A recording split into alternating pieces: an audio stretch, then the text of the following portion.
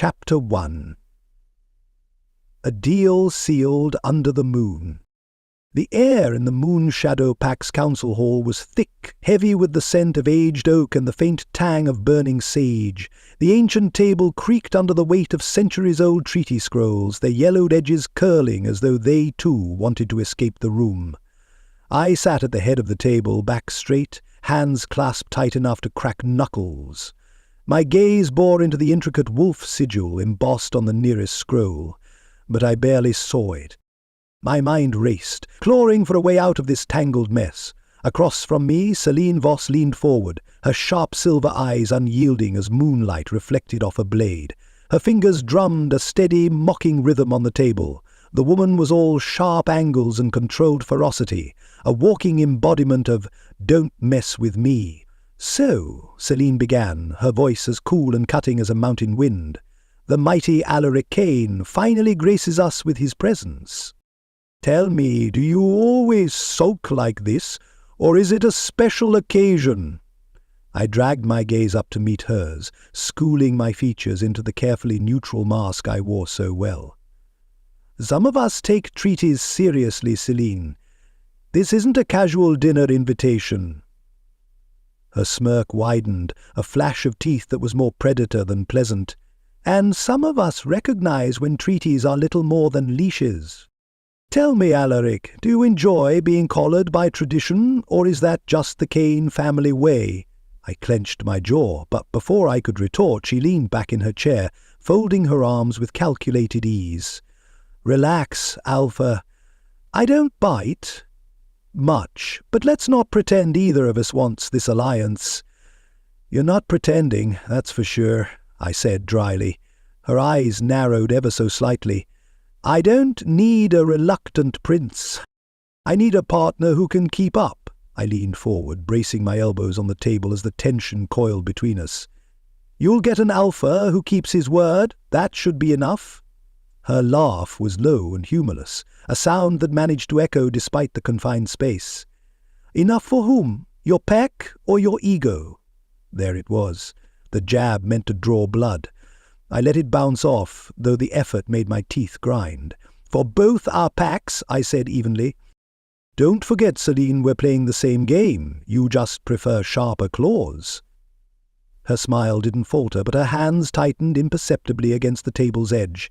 "Fine, Alpha Kane. If we're playing games, let's play fair." "Fair?" The word tasted foreign, bitter. Nothing about this alliance was fair, but fairness had never been my luxury. I reached for the scroll, my fingers brushing the faded ink. The treaty was older than either of us, binding in ways that defied reason. Celine watched me, her gaze piercing, searching for a crack. "Just remember, Aleric, the Moon Shadow Pack isn't the only one making sacrifices here." I stared back, refusing to flinch under her scrutiny. "Trust me, Celine, no one's forgetting." Her smirk softened into something unreadable, and for a moment I caught a glimpse of something behind her armor. Doubt, regret.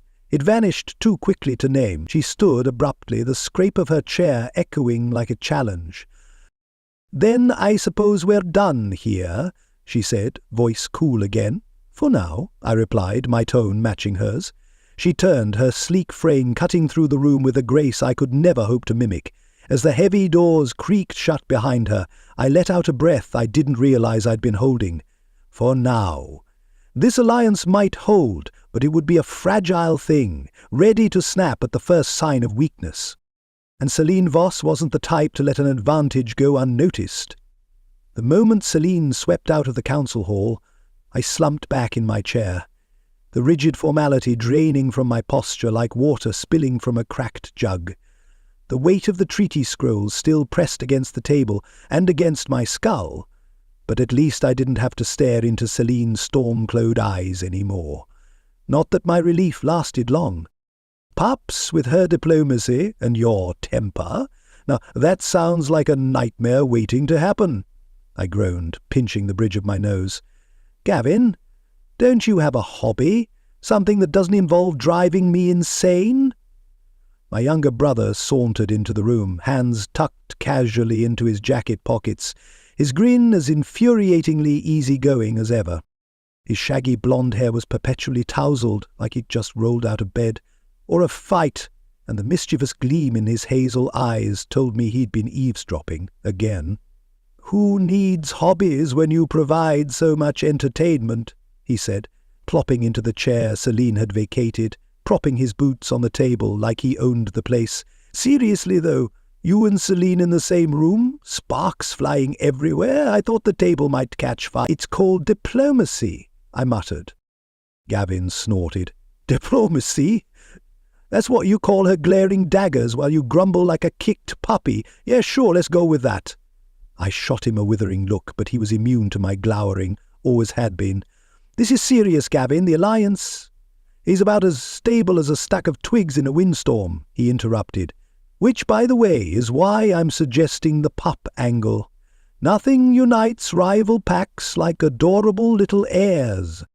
You can thank me later when the peace treaty lasts longer than a week." My jaw tightened and I fought the urge to chuck one of the heavy scrolls at his head. "You're hilarious, really. When you're done auditioning for court jester, maybe you can contribute something useful." Gavin leaned back, folding his arms behind his head. "Oh, I am contributing. You need to lighten up, big brother. This whole brooding and shtick, it's getting old." I glanced at the door, half expecting Celine to storm back in and hear this nonsense. If Celine heard you, she'd probably agree with me, Gavin said, his grin widening. "Not about the pups, maybe, but definitely about the brooding." "You're impossible," I muttered. "And you're stuck with me." I shook my head, a reluctant smile tugging at the corners of my mouth despite myself. Gavin always knew how to push my buttons, but he also had a knack for diffusing the tension before it swallowed me whole. He didn't realize it, probably wouldn't care if he did, but I was grateful. "Fine," I said, standing and rolling up the nearest scroll. "If you're done with your commentary, maybe you can make yourself useful and—" "Hold on, let me guess," he said, cutting me off. "Go check the perimeter? Spy on Celine? Or is this one of those fetch-me-coffee moments?" "Just get out of my sight before I decide to banish you," I shot back, my tone half serious. Gavin laughed, pushing off the table and heading for the door with a casual salute. "You got it, Alpha?" The room felt quieter, too quiet, once he left. I glanced at the scrolls one last time before letting out a heavy sigh. The treaty, the alliance, Selim, all of it loomed over me like a storm waiting to break. And somehow Gavin's quip about pups still lingered in the back of my mind. What a nightmare indeed. I took a long, steadying breath and reached for the carved wooden box at the center of the table. The weight of it was far greater than the polished cedar should have allowed, as if the centuries of tradition it carried had sunk into the grain. The door creaked open again, and Celine re-entered the room with a kind of regal composure that made it impossible to believe she'd ever cracked a joke in her life. Her silver eyes flicked to the box in my hands, then back to my face. "So," she said, her tone even but cool, "are we doing this, or are you going to brood over the carvings for another hour?" "Just savouring the moment," I replied dryly. "You know how I love ancient customs." Celine's lips curved into the faintest ghost of a smirk, sharp, fleeting, and gone before I could be sure it was ever there. She stepped closer, her movements deliberate, as if she were stalking prey. I opened the box and retrieved the token inside. A medallion, its surface etched with the entwined sigils of the moon shadow and Nightfang packs. A full moon framed the design, gleaming faintly in the dim light of the hall. She extended her hand, palm up, and I hesitated a fraction longer than I should have. Her gaze didn't waver, her expression betraying nothing. Finally I placed the medallion in her hand, our fingers brushing for the briefest moment. Her skin was cold, expected somehow, but steady, unyielding. In return she produced a similar token from a pouch at her side. The Nightfang Pack's emblem was centered, surrounded by crescent moons and stars. When she handed it to me, I felt the faint prickle of power in the metal, as if it recognized my touch. The weight of the exchange settled in the room. heavier than the silence that followed. I met Selini's gaze again, the unspoken challenge between us as loud as a wolf's howl. "It's done, then," she said, her voice carrying a finality that made my chest tighten. "For better or worse," I replied, my tone clipped. Celine turned the medallion over in her palm, her expression inscrutable. "Let's hope it's the former," she said softly, then slipped the token into the pouch and walked toward the door. This time, I didn't stop her. I simply stood there, staring down at the medallion in my hand, as if it held answers to questions I wasn't ready to ask. The uneasy truce was solidified, the alliance bound by ancient tradition and brittle promises. But as I watched Selini's silhouette vanish through the door, I couldn't shake the feeling that this was only the beginning of a much bigger storm. The token's cool weight pressed into my palm, a reminder that peace, like alliances, often came with a price. And something told me we hadn't paid the full cost yet. The dog squirmed on the metal exam table, his scruffy fur matted with dirt and his brown eyes wide with terror. His left ear flopped at an odd angle, giving him a lopsided look that tugged at my heart. "Hold still, buddy," I murmured, tucking my auburn hair behind my ear with one hand while I worked the needle with the other. "You've been through worse than a few stitches, I promise." "Talking to the patients again?" Sammy quipped from behind me, her voice lilting with amusement. "Should I start worrying about your social life?" I didn't have to look up to know she was grinning. "Why worry when you're here to keep me company?" I shot back, glancing over my shoulder at her. Sammy stood by the counter, a roll of gauze in one hand and her phone in the other. Her blonde ponytail bobbed as she chuckled. "True," she said, snapping a picture of the dog. "This guy's definitely going on our before and after wall. What are we calling him? Scrappy? Sir Wiggles?" I focused on tying off the final stitch before answering. "How about Houdini? He managed to get out of 2 traps and dodge animal control before winding up here." Sammy wrinkled her nose. "Houdini? Too obvious. What about Sir Flopsalot? Look at that ear." The dog whined softly, his tail giving a hesitant wag as if he understood he was the butt of the joke. "Sir Flopsalot it is," I said with a laugh, running my fingers gently over his fur to check for other injuries. "What do you think, buddy? Fancy enough for you?" "He's a stray, Ella," Sammy pointed out, rolling her eyes. "He probably thinks, hey, you is fancy." "Every dog deserves a title," I replied, scratching behind Sir Flopsalot's good ear. He leaned into my touch, a soft whimper escaping his throat. Sammy set down the gauze and grabbed the treats from the cabinet. "You spoil them," she said, tossing me a piece of jerky. "Guilty," I said, holding the treat just out of reach until the dog gave me his best puppy dog eyes. "But you're just mad you didn't think of it first." Sammy smirked, leaning against the counter. "I'll admit you've got away with them. It's borderline magical."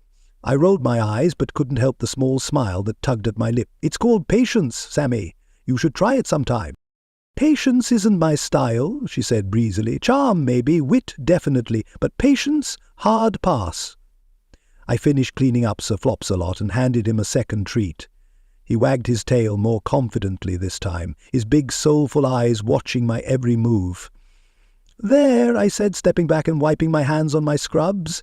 "He's all patched up. Now let's see if we can find him a home before he decides to make a break for it." "Yeah, good luck with that," Sammy said, already scrolling through her phone. "If no one claims him, you know he's staying with you, right?" I shook my head, but I couldn't stop the grin from spreading across my face. "Don't start, Sammy." "Too late. You're a sucker, Ella Harper, and everyone knows it, including Sir Flopsalot here." The dog barked, a high-pitched yip that sounded suspiciously like agreement. I sighed, rubbing the back of my neck as I glanced around the small, cluttered clinic. It wasn't glamorous, but it was mine, and moments like these, snappy banter, wagging tails, and the warmth of making a difference, were the reason I wouldn't trade it for the world, even if Sammy was right about me being a sucker. The clinic door banged open so hard I nearly dropped the gauze I was holding. Sammy let out a startled squeak, and I whirled around to see Old Man Carlyle barreling in, red-faced and wild-eyed, his straw hat askew. "Ella, you've got to come quick," he shouted, clutching his chest dramatically like he was auditioning for the town theatre. "His Duchess, she's down in the field, and I think she's— oh, Lord, I think she's dying." I was already pulling off my gloves. "What happened?" I asked, grabbing my kit from the counter. "She just collapsed," he said, pacing like a panicked rooster in a henhouse. "One minute she was fine, the next she's sprawled out, wheezing like a busted bellows." "Okay, calm down," I said, slinging the kit over my shoulder. "We'll sort it out. Sammy, keep an eye on Flopsalot while I'm gone." "You mean Sir Flopsalot," Sammy corrected, grinning despite the chaos. "Good luck saving the Duchess." I rolled my eyes but couldn't help smiling. Thanks for the vote of confidence. Carlyle led me to the truck and we bounced down the dirt road to his farm, his constant stream of muttered prayers doing little to steady my nerves. When we reached the field, I spotted Duchess, a magnificent dappled mare, lying on her side, her chest heaving. "Duchess!" I murmured, crouching beside her. She blinked at me, her dark eyes glossy with pain. "Hey, girl, let's see what's going on." Carlyle hovered anxiously. "She's my best horse, Ellis. She's family." "I know," I said gently, pressing my stethoscope to her flank. Her heartbeat was erratic but steady enough to keep me hopeful. "Let me work, okay?" As I examined her, the puzzle pieces started to click together. Her laboured breathing, the bloated abdomen, it all screamed colic. "I think she's colicking," I told Carlyle. "She probably got into something she shouldn't have eaten. We'll need to relieve the pressure." "Can you fix her?" he asked, his voice shaking. "She's got a good shot," I said, trying to sound more confident than I felt. With Carlyle's help, I got Duchess upright, her legs trembling beneath her, and started the necessary treatment. It was messy work, involving a stomach tube, mineral oil, and a lot of patience. All the while, Carlyle fretted like a nervous father-to-be. "She's strong," I reassured him. "She's going to pull through." Just as Duchess began to show signs of improvement, a low, mournful howl cut through the still evening air. I froze, the sound sending an unexpected shiver down my spine. "That doesn't sound like one of your dogs," I said, glancing toward the tree line. Carlyle shook his head. "Wolves," he muttered. "They've been getting bolder lately. Too bold, if you ask me. Wolves were just animals, same as any other." And yet something about that howl lingered in my chest, heavy and strange. "Well," I said, forcing a smile as I patted Duchess's neck. "Good thing Duchess has me to keep the big bad wolves at bay, huh?" Carlyle chuckled, but I couldn't help glancing at the darkening forest again, my stomach knotting for reasons I couldn't quite explain. By the time I got back to the clinic, the sun had dipped below the horizon, painting the sky in streaks of burnt orange and deep indigo. Sammy had left for the night, leaving me alone with Sir Flopsalot, who was now snoozing in a makeshift bed of blankets in the corner. It was quiet, the kind of quiet that settles over small towns after dark, calm and peaceful, but with just enough edge to keep you listening. I was just locking up the front door when I heard it. Scratch! The sound was faint but persistent, coming from the back door, probably a raccoon or a stray cat. Still, it made the hairs on the back of my neck stand on end. "Great," I muttered to myself, "because tonight hasn't been exciting enough." Grabbing a flashlight, I tiptoed through the clinic, feeling a bit ridiculous for creeping around my own workspace. Sir Flopsalot perked his head up, his floppy ear twitching as he stared toward the sound. "Stay there," I told him, which was pointless, since he didn't seem inclined to move anyway. The scratching came again, more insistent this time. My heart thumped a little faster as I unlocked the back door and swung it open. The flashlight beam swept over the empty alley behind the clinic. For a second I thought I'd imagined the whole thing. Then the beam landed on a dark shape slumped just outside the doorway. It was a wolf. I froze, my breath catching in my throat. It was huge, bigger than any wolf I'd ever seen in real life, with a thick coat of dark fur matted with blood. One of its forelegs was twisted at an unnatural angle, and its chest rose and fell in shallow, laboured breaths. "Well," I whispered, more to myself than to the wolf, "You're definitely not a raccoon." The wolf's ears twitched, and for a moment I swore its amber eyes flicked open to meet mine. They were piercing, intelligent, too intelligent. I hesitated, my instincts warring with my training. On one hand, this was a wild animal, and getting involved was probably a terrible idea. On the other hand, it was injured, and leaving it to die felt wrong. "Okay, big guy," I said softly, crouching down and keeping my movements slow. "I don't know how you got here, but you've got the right address. Let's see if I can help." The wolf didn't move as I dragged a blanket from the supply shelf and carefully draped it over him. His body was hot to the touch, his fur sticky with blood. "This is definitely above my pay grade," I muttered, grabbing my kit. "Sammy's going to kill me when she finds out." As I worked, I couldn't shake the feeling that there was something off about him. He didn't flinch or growl, even when I cleaned his wounds. Instead, he watched me with those sharp amber eyes, as if he understood exactly what I was doing. "There," I said, after what felt like an eternity, sitting back on my heels. "That should hold you together for now." The wolf let out a low, rumbling sound that might have been a growl or a laugh. "You're welcome," I said, rolling my eyes. "Next time, try not to pick a fight you can't win, okay?"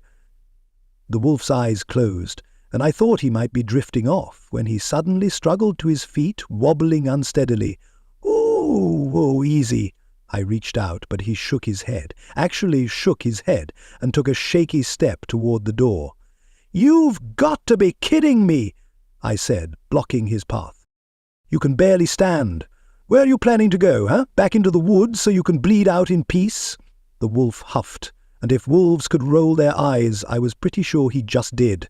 Before I could stop him, he nudged past me, limping into the alley. "Unbelievable," I muttered, watching as he disappeared into the shadows.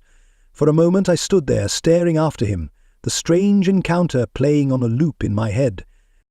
Then, somewhere in the distance, another wolf howled, a long, mournful sound that sent a shiver down my spine. "Definitely above my pay grade," I whispered, closing the door and locking it tight.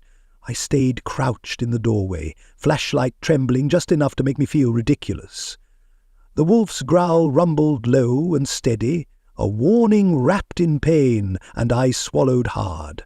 His amber eyes locked on me, sharp and burning, daring me to try something stupid. "Look, I get it," I said, keeping my voice soft. "You're having a bad day. Probably a bad week, maybe even a bad life. But here's the thing. I'm not the enemy." The growl softened, more of a warning purr now, and I took that as encouragement. Slowly I set the flashlight on the ground and grabbed the blanket I'd draped over his back. "Don't bite me, okay?" I murmured, my hands steady but my heart hammering. I mean, I'd probably taste terrible, and trust me, I'm not in the mood to explain a wolf bite to Dr. Langston. He didn't snap, though his ears flicked back and his breathing hitched when I touched the torn fur around his shoulder. The gash was deep, oozing blood that matted his coat and stuck to my gloves. I winced. "Yikes! You really went all in, huh? Who did this to you? Another wolf? A bear? The forest mafia?" His eyes narrowed, and for a split second I could have sworn he was insulted. "Okay, no jokes," I said quickly. "Noted." I cleaned the wound as gently as I could, muttering soothing nonsense under my breath. "You're tougher than you look, you know. A lot of wolves wouldn't even make it this far. But you're out here, growling at me, still standing. Well, sort of." That's impressive." The wolf let out a huff, somewhere between a sigh and a scoff. "Hey, I'm serious," I said, dabbing the torn flesh with antiseptic. "You've got grit, big guy. But grit only gets you so far. You've got to let someone help you once in a while. Otherwise you're just a stubborn mess, bleeding all over somebody's doorstep." He went still, his chest rising and falling in shallow pants. For a moment I thought I might have overstepped. Then his amber eyes shifted, meeting mine with a look so piercing, so unnervingly human, that it stole the breath from my lungs. It wasn't just the pain or the fear. It was something deeper, something ancient and unspoken, like he was trying to tell me something important without words. The moment broke when he shifted, wincing as he pulled his leg closer to his body. "Okay, fine," I said, pulling back. "I'll take that as thank you, Ella, for saving my life." "You're welcome, by the way." I reached for a clean bandage, but he surprised me by pushing himself upright. "Oh, hey, easy there." I held up my hands, unsure whether I was trying to calm him or myself. "You're not exactly in marathon shape, buddy." The wolf ignored me. He wobbled on his unsteady legs, his head low, and started limping toward the alley. "You've got to be kidding me," I muttered, scrambling to block his path. "You're seriously just going to walk away, after I just risked my fingers to keep you in one piece?" He paused, looking at me over his shoulder. That same burning gaze locked onto mine again, softer this time, almost grateful. "Fine," I said, throwing my hands up. "Be mysterious and broody, see if I care. Just don't let me find you back here tomorrow in worse shape, or I'm charging you for the supplies." The wolf made a sound that was almost a chuckle, low and rumbling, then turned and limped into the darkness. I stood there in the doorway, my arms crossed, watching until he disappeared into the shadows. "Unbelievable," I muttered, shaking my head. The alley was quiet again, but the weight of his stare lingered in the back of my mind, warm and unsettling all at once. Something told me that wouldn't be the last I'd see of him. And for reasons I couldn't quite explain, the thought wasn't as alarming as it should have been. Chapter 2. A meet-cute with teeth. The early morning sunlight dappled the forest floor, filtering through the canopy in golden streaks that made everything look like it belonged in a fairy tale. Ella Harper adjusted the strap of her camera bag, her boots crunching softly against the undergrowth as she wandered deeper into the woods. She stopped to snap a photo of a curious squirrel perched on a branch, its tail twitching as it stared back at her. "Don't worry, I'm not here to steal your acorns," she said aloud, her voice breaking the silence of the forest. Solitude had its perks, she decided. No deadlines, no panicked farmers, and most importantly, no judgmental side-eyes from Sammy about her tendency to talk to animals like they were old friends. The woods were her escape, a place where she could breathe without the weight of responsibilities pressing down on her chest. Today she needed it more than ever. The events of the previous night still played on a loop in her mind. The injured wolf, its piercing gaze, the way it had limped off into the night like some tragic hero in an old legend. She shook her head, trying to clear the image. "Not my circus, not my wolf," she muttered, lifting her camera to focus on a particularly gnarly tree root that had twisted into a shape resembling a claw. Click. Ella moved further into the forest, her steps slow and deliberate as she scanned the area for her next subject. She hadn't meant to stray this far from the usual trails, but the morning was too beautiful to resist, and her curiosity had a way of leading her off course. Unbeknownst to her, the subtle markers that divided human territory from werewolf lands were well behind her now. The attack came without warning. One moment, Ella was crouched, trying to capture a close-up of a tiny patch of moss glowing emerald in the sunlight. The next, a low growl rumbled from the underbrush, freezing her in place. She turned her head slowly, her heart thudding in her chest as her gaze landed on a pair of yellow eyes gleaming from the shadows. Before she could even process the danger, a rogue wolf exploded from the undergrowth, its teeth bared and its body moving with terrifying speed. Ella stumbled backward, her camera clattering to the ground as she threw her arms up instinctively. "Oh, no, bad wolf, very bad wolf." The wolf lunged, but before he could reach her, a dark blur barreled into it with the force of a freight train. The impact sent both wolves tumbling across the forest floor in a flurry of snapping jaws and tangled limbs.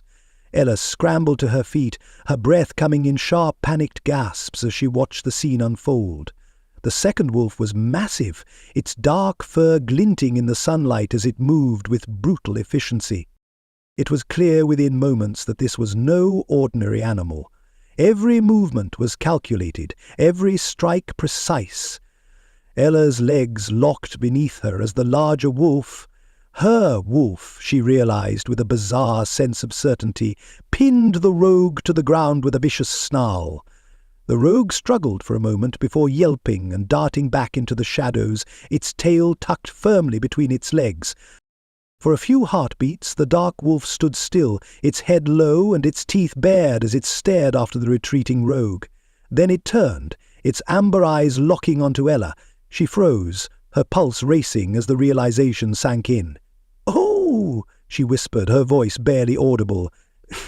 "It's you!" The wolf tilted its head slightly, its gaze unreadable, before taking a cautious step toward her. "Okay," Ella said, holding up her hands like she was trying to calm a particularly skittish horse. "Let's not make this weirder than it already is. You just saved my life, and I'm grateful, super grateful, but maybe don't eat me now, okay?" The wolf huffed, a sound that was almost exasperated, and took another step forward. Ella blinked. "What is it with you and dramatic entrances? Are you trying to give me a heart attack, or is this just your thing?"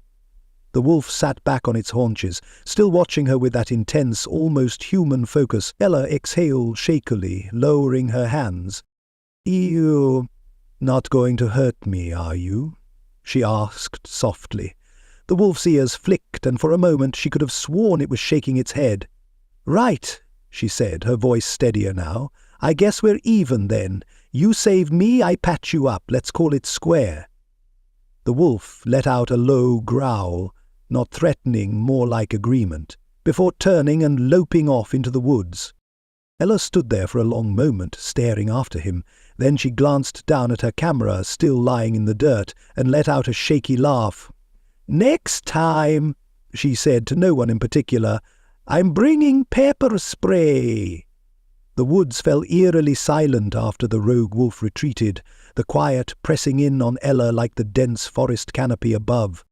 She took an unsteady step backward, her fingers brushing against the bark of a tree for support. Her eyes were glued to the dark wolf that had saved her, a wolf she now realized wasn't entirely, well, a wolf.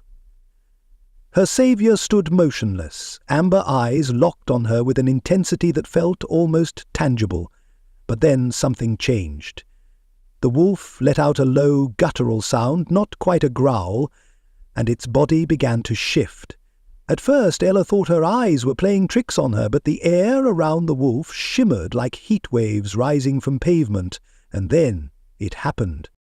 Fur melted away to reveal skin. Joints cracked and reformed, limbs stretching and twisting in ways that made Ella's stomach flip. The wolf's snout shortened into a strong jawline, and its ears shifted to a familiar human shape. The entire transformation took mere seconds, but to Ella it felt like a surreal eternity.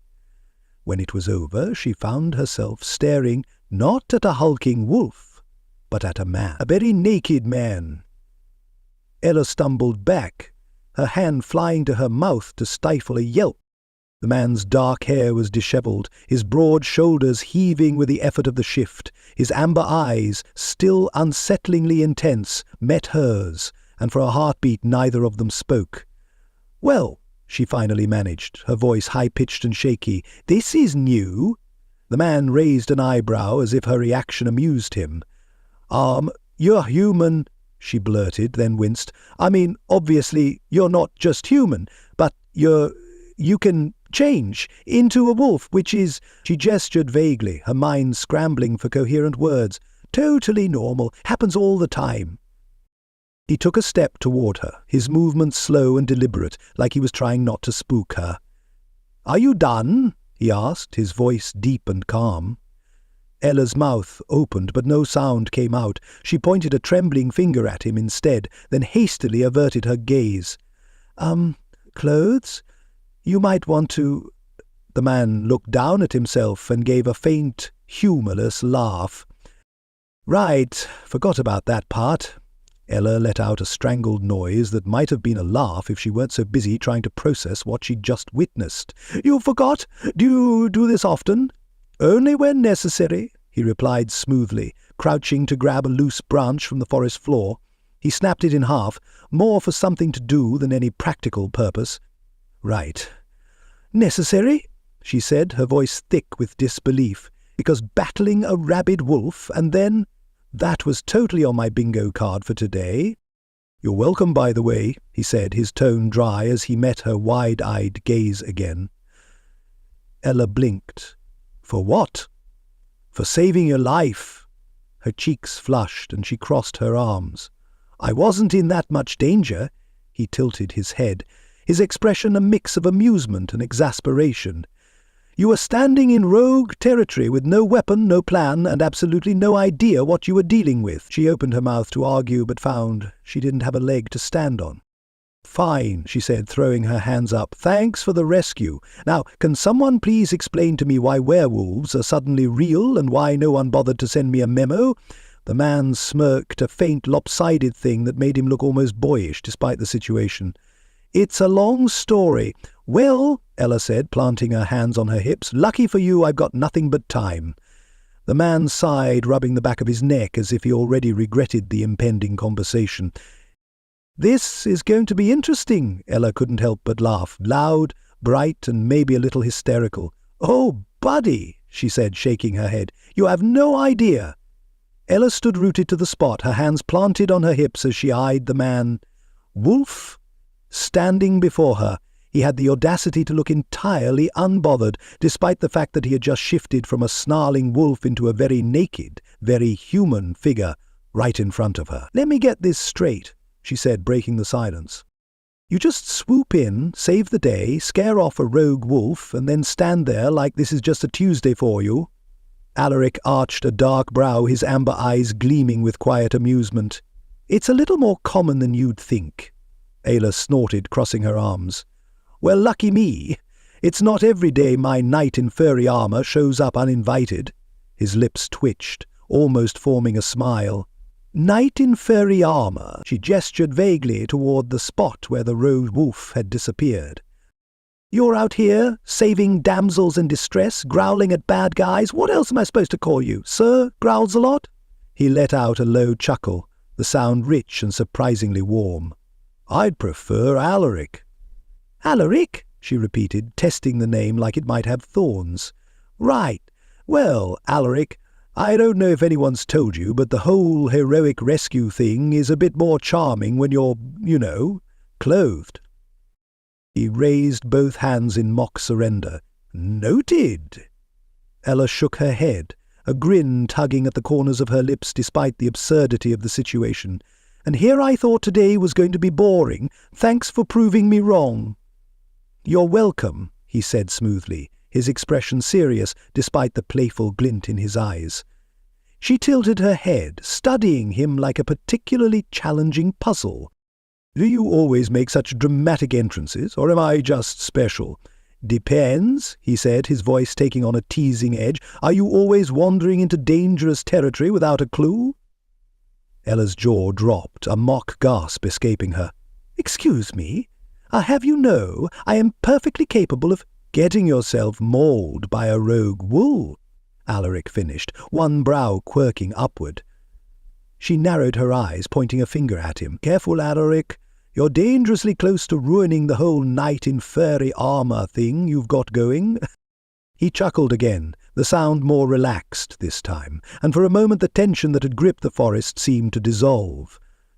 Ella crossed her arms again, her grin softening into something more curious. So, what's the deal anyway? Do I owe you a favour now? Is there a wolf code about rescuing random humans? Aleric's expression grew thoughtful, his gaze flickering toward the darkened woods as if weighing his answer. Let's just say I was in the right place at the right time, she frowned, not entirely convinced. And this is just normal for you? He smirked, a slow, confident thing that made her stomach flip in a way she absolutely refused to acknowledge. You'd be surprised. Ella rolled her eyes, but the smile lingered on her face. Well, Sir Growls-a-lot, I hope you're ready for some questions, because I've got about 100 of them, starting with, what the heck is going on? Aleric tilted his head, his expression unreadable but faintly amused. Only 100? Oh, don't worry, Ella shot back, her grin widening. That's just the warm-up. For a moment they stood there, the forest humming quietly around them as if holding its breath. It was absurd, surreal, and entirely too much to process. And yet Ella couldn't help but think she'd stumbled into a story she wasn't ready to leave just yet. Aleric's expression shifted as the playful edge melted away, replaced by something heavier. His amber eyes darkened, and the easy smirk that had been teasing at the corners of his mouth vanished. "Ella," he said, his voice low and steady, "you shouldn't be here." Her smile faltered, replaced by a flicker of confusion. "What do you mean? It's just a forest." "It's not just a forest," he said sharply, his gaze flicking to the shadows behind her. "This place, it's dangerous, and not just because of the rogue wolves." She frowned, crossing her arms as if bracing herself against the weight of his words. "Look, I didn't exactly plan for a rogue wolf attack. I was just—" "Wandering into territory you don't understand," he interrupted, his tone firmer now.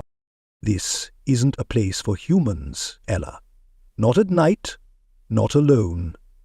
Her brows shot up at the word humans, but before she could unpack the implications, his gaze locked onto hers. "You need to leave," Aleric continued, his voice softer now but no less serious. "For your own safety." Ella studied him for a long moment, her eyes narrowing as if trying to solve a particularly tricky riddle. "You keep saying that, but you're not exactly giving me a lot of reasons to believe you." His jaw tightened, and for a moment she thought he might snap at her, but then his gaze softened, lingering on her face longer than necessary, and she felt her heart skip a beat. "I don't have time to explain," he said finally, his voice quieter but no less insistent. "You just have to trust me." "Trust you?" she echoed, a skeptical eyebrow arching. "You just turned into a wolf in front of me. That's not exactly a great foundation for trust, you know." Alaric's lips twitched, as if her defiance amused him despite himself. "Fair point," he admitted. Ella tilted her head, watching him closely. "So what is it then? Am I trespassing, breaking some ancient wolf rule, or are you just this grumpy with everyone?" For the briefest moment, something like a smile flickered across his face before he masked it with a stern expression. "It's not about rules, it's about survival." His words hung in the air, heavy and deliberate, but the way his gaze lingered on her made Ella wonder if there was more to it than just survival. "Fine," she said, throwing her hands up in mock surrender. "I'll go, but only because you're making it weird." "It's already weird," he muttered under his breath, glancing toward the treetops as if asking the universe for patience. Ella bit back a laugh, turning to pick up her camera from where it had fallen. Dusting it off, she glanced over her shoulder at him. "You know, you're not great at this whole warning thing. You should really work on your delivery." His expression softened for a moment, and he almost looked like he was about to smile again. But then he straightened, his tone firm as he said, "Just get home safe, Ella." She paused, caught off guard by the way her name sounded in his voice, like a secret he wasn't supposed to know. "Sure thing, Sir Growls a lot," she quipped, her grin returning as she started to walk away. "But next time you owe me an explanation, and maybe a shirt."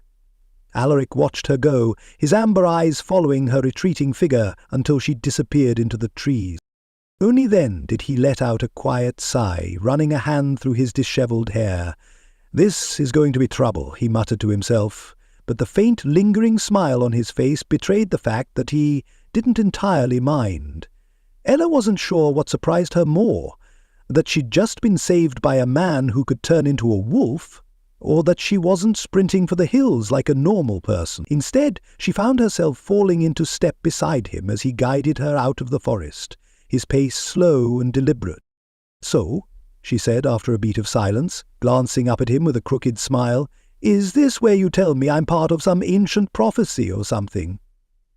Aleric didn't even break stride, though the corner of his mouth twitched. "No prophecies," he said dryly, "just common sense.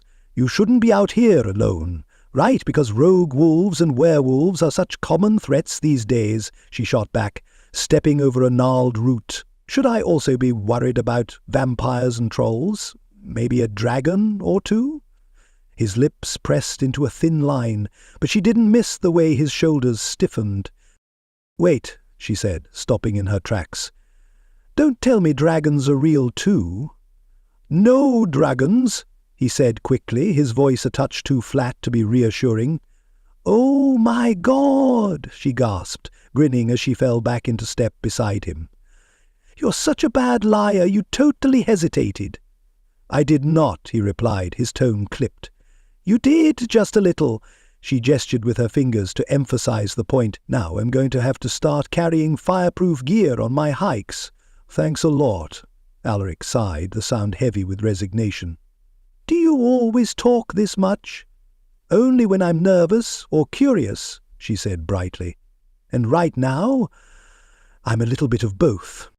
He glanced at her out of the corner of his eye, the amber gleam in his gaze catching the fading light. "Curiosity can get you killed in a place like this." Ella shrugged, unfazed.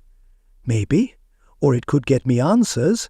Like, how long have you been doing the whole wolf-to-man thing? Is it hereditary? Do you have a tail when you shift?" "Please tell me you have a tail." Aleric stopped abruptly, turning to face her with an expression that fell somewhere between exasperation and amusement. "Unbelievable." "Thank you," she said with a grin, clearly not taking the hint. He shook his head, muttering something under his breath that she couldn't quite catch. When he started walking again, she followed, her camera bag bouncing against her side as she struggled to keep up with his longer strides. "You know," she said, her tone turning softer, "you didn't have to save me back there." His steps faltered for a split second, but he didn't look at her. "I couldn't let you get hurt." Her chest tightened unexpectedly at the quiet sincerity in his voice. She tucked a strand of hair behind her ear, suddenly unsure of how to respond. "Well," she said after a moment, trying to keep her tone light, "I guess I owe you one. Maybe next time I can save you from something. A rabid squirrel, maybe." Aleric finally glanced at her, the barest hint of a smirk tugging at his lips. "I'll hold you to that." They walked the rest of the way in a surprisingly comfortable silence, the forest growing less dense as the trail opened up into a clearing. When they reached the edge of the woods, he stopped, his gaze scanning the horizon. "This is as far as I go." Ella turned to face him, her smile softening. "No dramatic farewell? No mysterious warning about staying out of trouble?" His smirk widened slightly. "Stay out of trouble, Ella." She grinned, taking a step backward. "You really need to work on your originality." He watched her for a moment longer, his expression unreadable, before turning and disappearing back into the trees. Ella stood there for a long moment, staring after him. Then she let out a soft laugh, shaking her head as she started down the path. "Werewolves," she muttered under her breath, a bemused smile on her face. "What a day!" Chapter 3. The Alpha's Dilemma. Aleric paced the length of his cabin, the steady rhythm of his boots against the worn wooden floor doing nothing to quiet the storm in his head. The encounter with Ella replayed in his mind, each moment more vivid than the last. Her fearless curiosity, her sharp wit, the way she managed to look entirely unimpressed by a rogue wolf attack, and his mid-battle transformation. She wasn't like anyone he'd ever met. "That's the problem," he muttered under his breath, raking a hand through his already dishevelled hair. "She's exactly the problem." The room was dimly lit, the only light coming from the crackling fireplace that did little to chase away the shadows creeping into his thoughts. He tried to shake it off, tried to focus on the bigger issues at hand, like rogue wolves invading their territory, but his mind kept wandering back to her wide, teasing grin. The way she said his name, like it was both a challenge and a question. He stopped abruptly, gripping the back of a chair as if it might ground him. "Get a grip," he growled to himself. "Talking to yourself now?" Aleric stiffened at the familiar voice, and turned to see his younger brother Gavin leaning casually against the doorframe, his hazel eyes alight with mischief. "What do you want, Gavin?" Aleric asked, his tone clipped. Gavin pushed off the doorframe and strolled into the room, his hands tucked into his jacket pockets. "Oh, nothing much," he said, his grin widening. "Just wanted to check on my dear big brother. You know, the one who's been pacing like a lovesick pup for the past hour." "I'm not pacing," Aleric snapped, though the floorboards told a different story. "Right," Gavin drawled, flopping into the nearest chair. "And I suppose that scowl you've been wearing all day has nothing to do with a certain human?" Aleric's jaw tightened, but he didn't take the bait. "You should be more concerned about the rogue wolves," he said, deflecting. Gavin smirked, clearly unfazed. "Oh, I'm plenty concerned, but let's be honest. They're not the reason you're brooding like some tragic hero in a bad romance novel." "I'm not brooding." "Sure you're not," Gavin said, leaning back with an exaggerated sigh. "You're just thinking intensely about her, with that dreamy, far-away look in your eyes." Aleric shot him a glare sharp enough to cut through steel, but Gavin only chuckled. "Careful, big brother," Gavin said, his grin turning downright wicked. "Your tail's showing." Aleric pinched the bridge of his nose, counting silently to 10. "I don't have time for this." "Of course you don't," Gavin said, sitting up and resting his elbows on his knees. "You're too busy convincing yourself that she's just some random human who wandered into our territory by mistake. Except we both know that's not true, don't we?" Aleric didn't answer, his silence telling enough. Gavin tilted his head, his teasing tone softening just a fraction. "You like her, don't you?" "She's a human," Aleric said, his voice low. "She doesn't belong in our world." Gavin studied him for a moment, his usual smirk giving way to something more thoughtful. "Maybe she doesn't," he said finally. "But you can't pretend she doesn't matter. Not to you." Aleric didn't respond, his gaze fixed on the flames dancing in the fireplace. Gavin stood, clapping a hand on his shoulder as he passed. "Just think about it," he said, his voice lighter now, "and maybe try not to scare her off next time. You're terrible at first impressions." Aleric shot him a look, but Gavin was already halfway out the door, his laughter echoing behind him. Left alone once more, Aleric let out a heavy sigh and resumed his pacing, the image of Ella's curious, defiant smile etched firmly in his mind. Gavin leaned casually against the doorframe, arms crossed, his smirk ever present.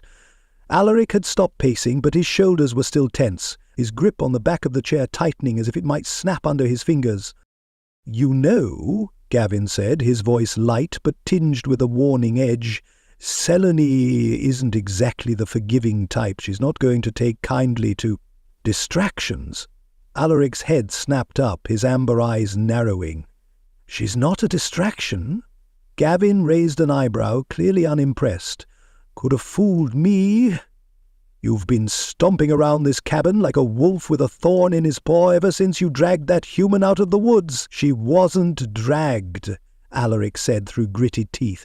Gavin pushed off the doorframe, strolling further into the room. "Fine, escorted. Whatever you want to call it.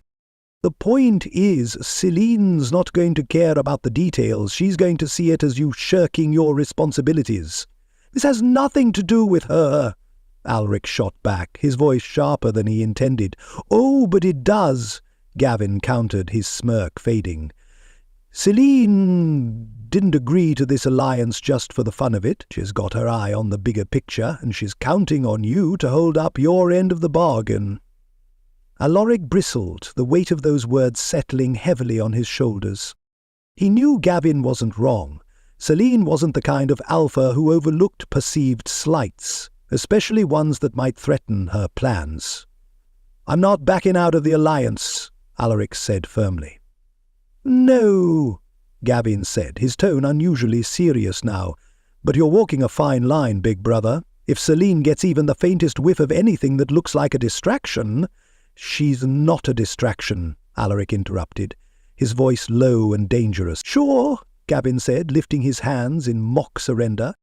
"If that's what helps you sleep at night." Aleric glared at him, the tension between them crackling like static electricity, but Gavin's expression softened slightly, and he placed a hand on Aleric's shoulder. "Just be careful," Gavin said, his voice quieter now. "Celine's not someone you want as an enemy, and if you're not careful, you're going to make her one." Aleric didn't respond, his gaze fixed on the flickering flames in the fireplace. Gavin gave his shoulder a light squeeze before stepping back toward the door. "Anyway, I've said my piece. Try not to brood too hard. You'll scare the wolves." With that, Gavin turned and sauntered out of the room, leaving Aleric alone with his thoughts. For a long moment Aleric didn't move. The fire crackled softly, the only sound in the otherwise silent cabin. Gavin's words lingered, unwelcome but undeniable, and Aleric felt the weight of them settle like a stone in his chest. Celine wouldn't take kindly to distractions.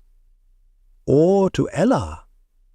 And the worst part, he wasn't entirely sure if he could keep her out of it. The heavy oak doors to Aleric's cabin swung open, with a creak that seemed deliberately ominous.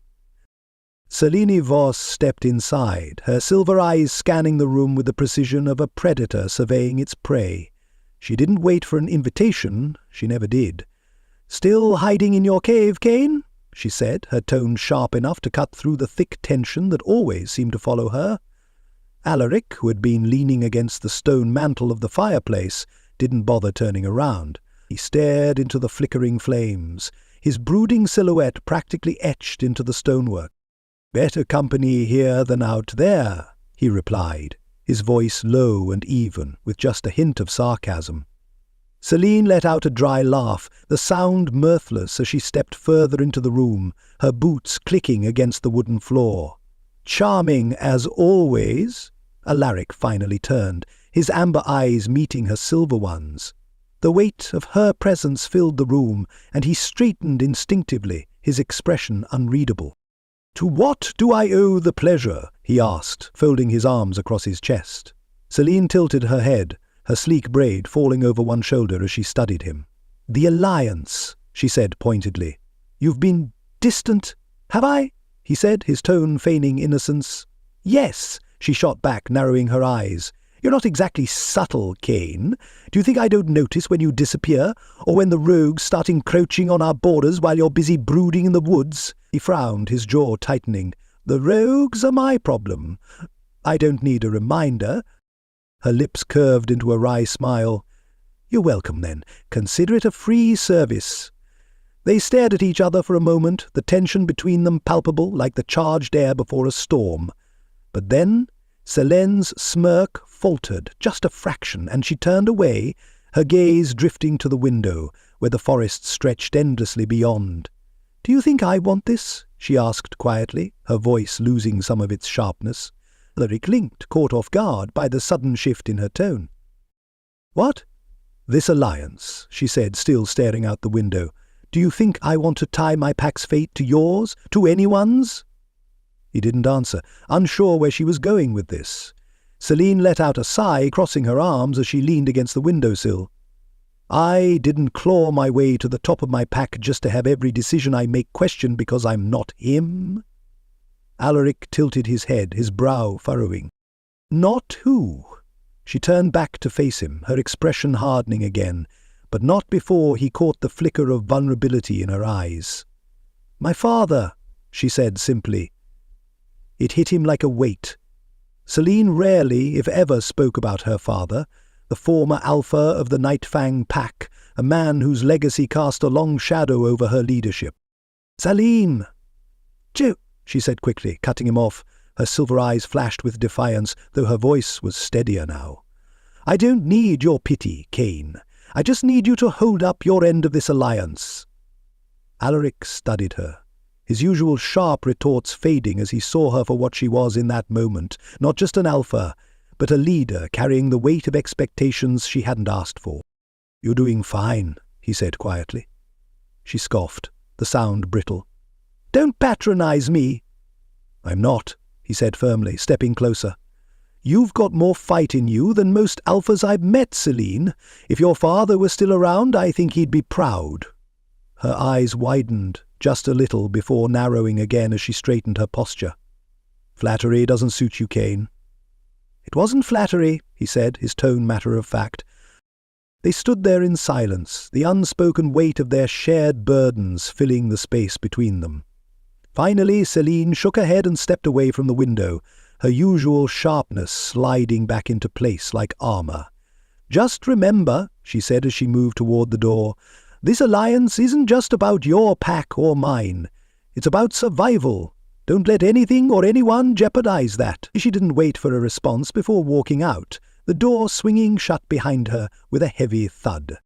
Aleric stood alone, her words lingering in the air like smoke.